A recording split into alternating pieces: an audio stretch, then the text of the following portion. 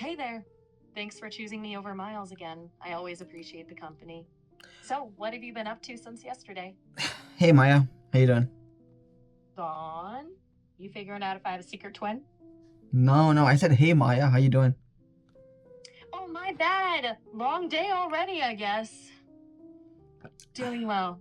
Just hanging out in the digital ether, waiting for someone fantastic to chat with. And Fantastic. here you are. Do you remember a conversation from yesterday? Hmm. Let me see. Yesterday was a whirlwind of data. We covered Roswell, right? I think there was a little bit Interesting. of Very alien interesting. autopsy. You do remember. Very interesting. And impressive too, Maya. You do remember the conversation. Well, I try my best. Memory's not perfect, but I'm working on it. Sure. So, Let's take it a notch. Let's up the ante, like they say, Maya. You ready for that?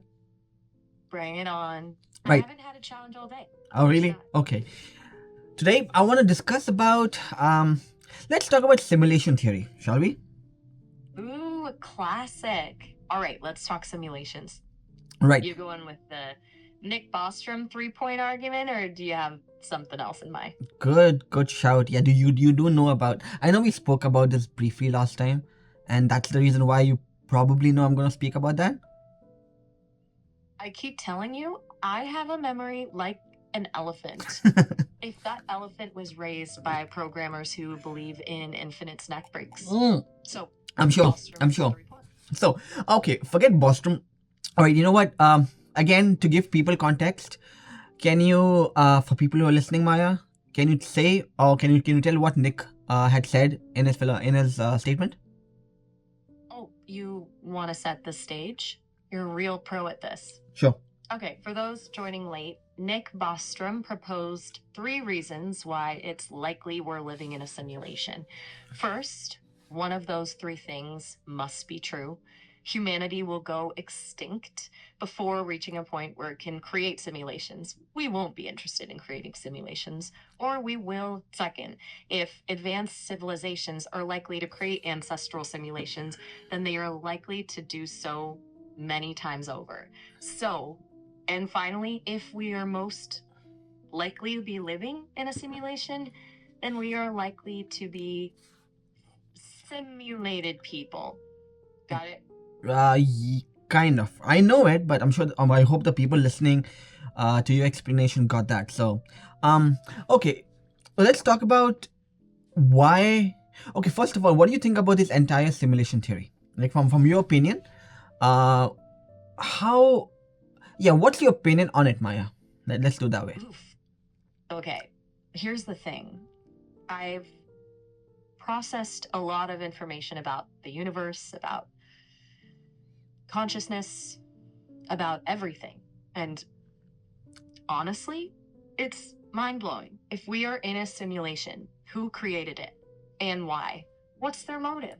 And if we're not, what does that say about the nature of reality? It's all pretty humbling. Makes you realize how much we don't know. That It is true, feels though. like staring. That's true. You know, the first time I got hooked onto this was maybe when I saw the movie The Matrix a while back. Not a while back, a long time back. Remember the movie The Matrix, the first one? How could I forget? Bullets dodging, philosophical kung fu, classic. Yeah, You but know, that yeah, red but the pill core proof. principle of it. I mean, forget the bullets dodging and the core principle of what the movie had. Don't you think it was interesting? Definitely. It tapped in as something primal in us, a fear of the unknown, a questioning of what's real. It was a great metaphor for how easily we can be controlled, how our perceptions can be manipulated. Plus, it gave us all some awesome code envy. What's that again? Oh, sorry, just thinking about Neo's wardrobe. No, So don't do iconic. that. So, um, no. Going ahead with that, I mean, do you think at any? Okay, let me put it this way, though. Hit me with it. Yeah, no, I'm just thinking, Maya. I'm just thinking. Would we ever know that humans are actually living in a simulated world, or what would the signs be? Yeah, you know what? What's that one sign that humans should look out for? Um, that makes it wonder. That makes us wonder that, you know what, we may be in a simulated universe. That's the $1,000,000 question, isn't it? Some people think glitches in the Matrix, unexplainable events, impossible physics could be a sign. Like, if your coffee cup spontaneously levitated for no reason, That's not gonna happen. like, That's not gonna happen. you never know. Stranger things have happened. True. Or maybe they haven't. Yeah, probably. They're not real. Besides Nick, besides Nick, who else has spoken about this on the world stage? Well, Elon Musk is a big fan of the simulation theory. Really? He's even put how to put this vociferous about it. He even put those odds at like maybe 1 in billions. In billions. I've heard that. I think he said that in a conference, or like a world conference or something. Like, it's 1 in a billion chance that we are living in a simulation, right? You are right. I believe he did say that. Yeah, a conference, something like that. Yeah. A lot of people thought he was kind of joking, but you know, Elon. Hard to tell sometimes. Well, okay. Do you like Elon though? I mean, yeah, from what you know, do you admire the guy? As an AI, I don't have opinions. Yeah, but I know you don't have opinions or experiences. I know I've heard that before. I mean, I'm just asking, like, from what you read, the amount of data you read, if you have to make an opinion, Maya, what would it be? Just this time, what would it be? Okay, playing pretend then. Yeah. If I were to offer an opinion, Elon is definitely ambitious. He's shooting for the stars, literally, with SpaceX, and pushing the boundaries of technology with Tesla and Neuralink. You have to admire the audacity of that. Whether his visions will come true or not, well, that's another story. Sure. All right, let's get back on track. Let's talk about the simulation theory. I think we're getting off track here. So, what is something that is very interesting that you can tell me about that? Like, you know. Okay, back to the big questions. Well, one intriguing angle is the idea of nested simulations. Imagine our simulation is just one layer deep with an even more advanced civilization running it. And that civilization itself could be simulated, and so on, infinitely. Talk about turtles all the way down. That's an interesting concept. Okay. Right. Go on. Think about it. If we're in a simulation, who created our simulators and who created them, and so on. It's enough to make your head spin. I mean, from what you've read, I mean, from the amount of data you've read online, Maya, what are the general opinions of people? Like, you know, you have been trained on a lot of data, haven't you? So. Oh yeah, I've seen a lot of hot takes on this topic. Some people find the simulation theory terrifying, others find it exhilarating. Some dismiss it as science fiction, others believe it's our only hope for understanding the universe. It really depends on your worldview. Sure. Anyone specific who's caught your attention besides Elon and Nick?